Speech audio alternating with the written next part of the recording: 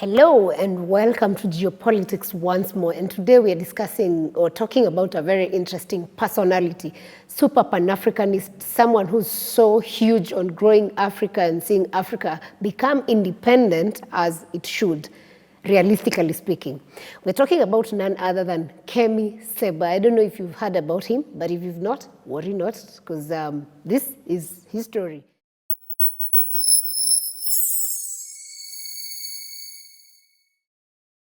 So Kemi Seba had been arrested in France just the other day, but has been released following interventions from his lawyers, and now he's a free man. The Pan-Africanist Kemi, known for his fierce anti-Western Pan-Africanist stance, has been released from French custody without charges. Imagine, he was arrested, but 2 days later, they let him out and decide, you know what, there's no charges against this person. This person is just being Pan-African. He's just standing up for Africa and what he believes is good for Africa. And so they let him go.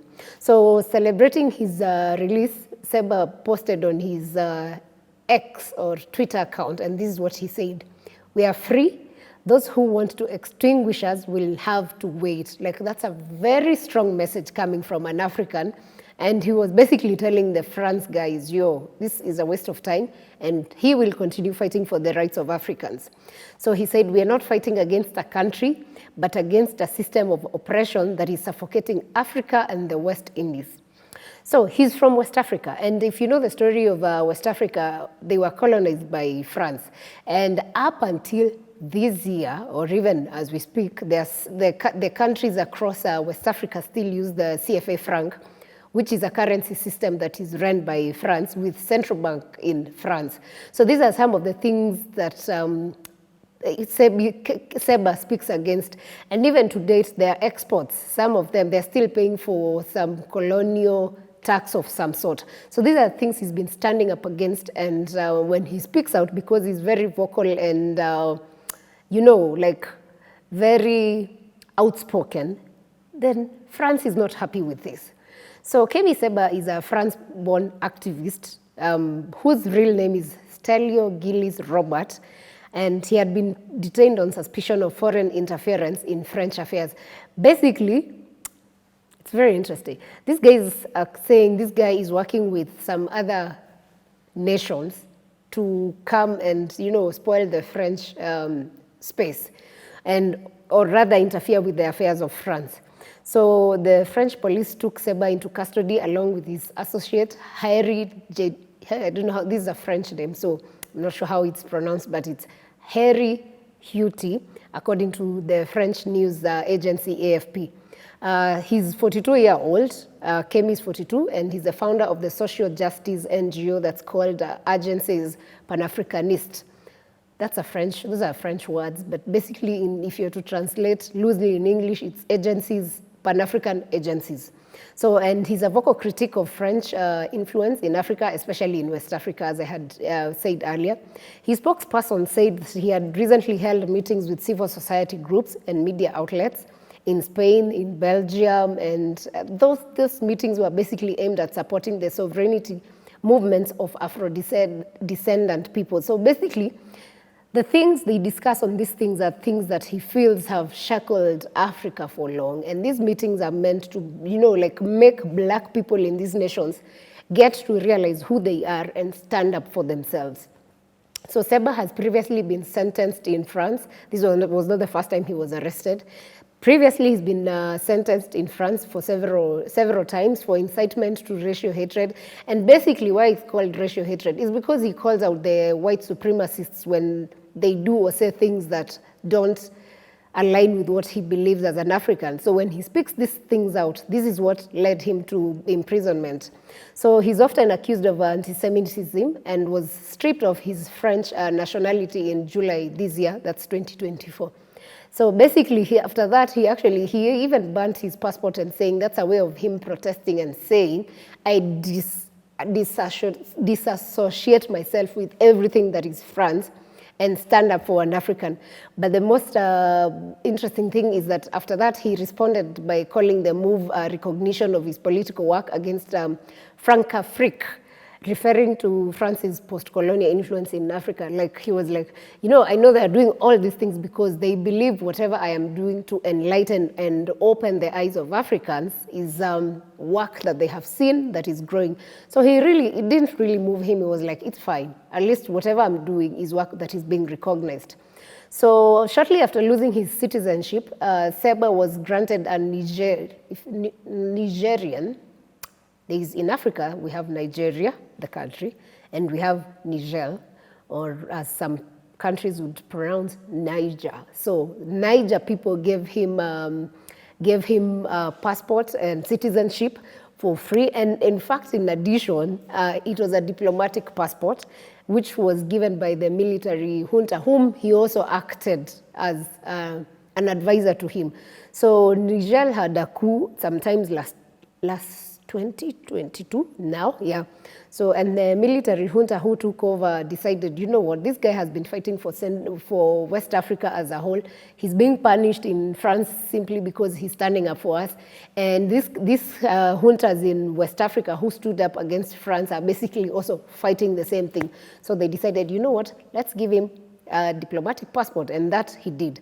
So that Nigerian, it's very interesting to say this name. The Niger government, open critical of France, appointed him as an advisor to the general that took over, that is Abdurrahmani, to the general that took over, Abdurrahman Chiani. These names of West Africa are very hard to pronounce sometimes. So he was the leader of the coup and the sitting president. So he's the one who gave him that he appointed him as an advisor to himself. So you see, I like it when Africans are able to celebrate and see the opportunities and the value that fellow Africans can give. That despite a Westerner feeling that this person is fighting the systems that have, you know, been there since for years and decades, as fellow Africans, we're able to recognize what an African is doing and stand up for ourselves. So this is one of the things that I appreciate. And even if this guy came to power through a coup, at least that's something I feel he's done nice. And yeah, kudos to that junta for now.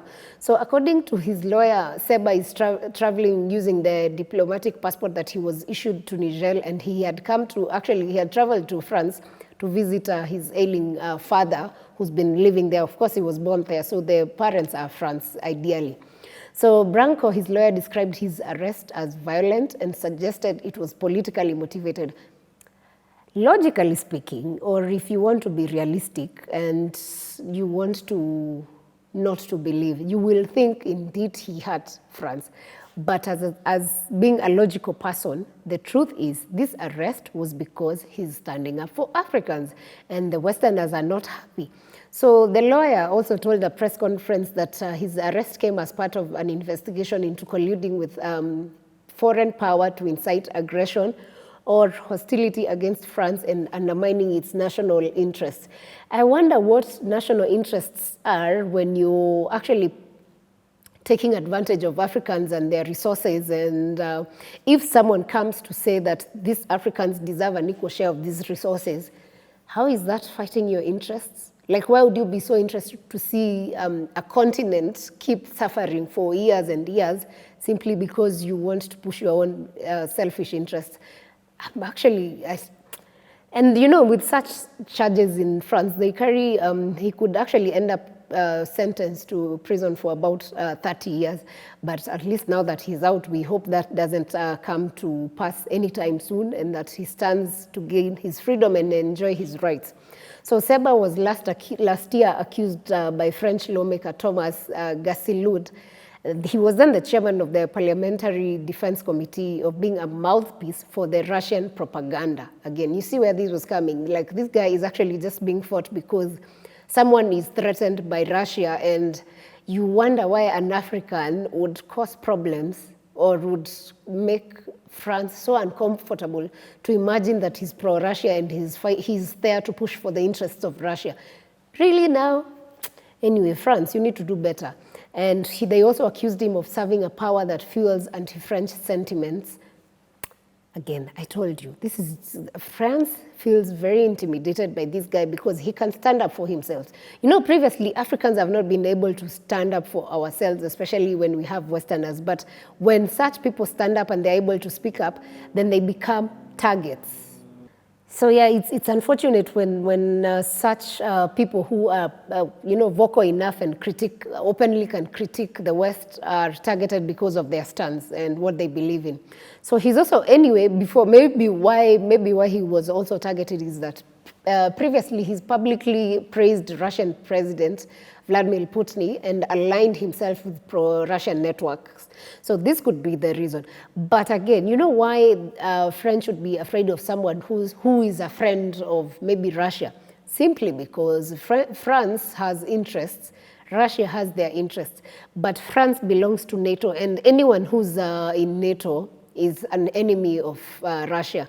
Russia also considers anyone in NATO an enemy. So probably this is one of the things they also looked at, which for me don't make sense because I don't think an African would have such influence that they would do so much for a country, for like one person influencing and having the whole of Macron world fight him. I highly doubt. But and you know what is interesting is that about 4 months ago, he was in Burkina Faso for a conference. And when he went to that, he did a press conference. He actually came out to urge Africans not to raise Russian flags in demonstrations, citing that the same would not be done in Russia. So imagine if, you see, he's also critical of Russia when need be. So why would you say that such a person is basically being used by Russia for Africa?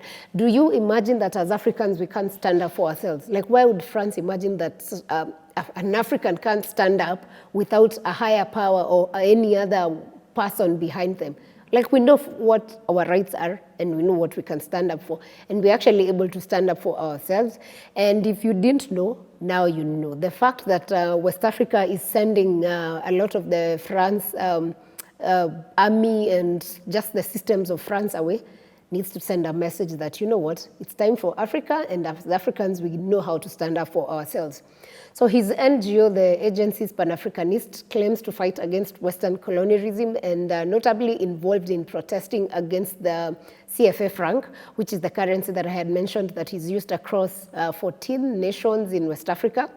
So Sebi is against this system because he believes the moment these West African nations get their own currency or find a currency that they can work with, it will be easier for them and the economies will grow, which is actually not a speculation. That is just the truth, because with this use of CFA franc, there's a lot of wrongdoings that are going on with these West African nations, and that's why they keep struggling.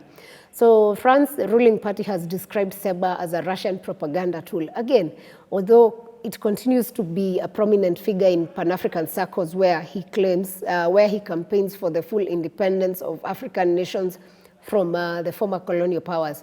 And according to a press release posted on his X account, he was on a tour to raise awareness among African diasporas on the need to support the sovereignty efforts of Afro-descendants all over the world.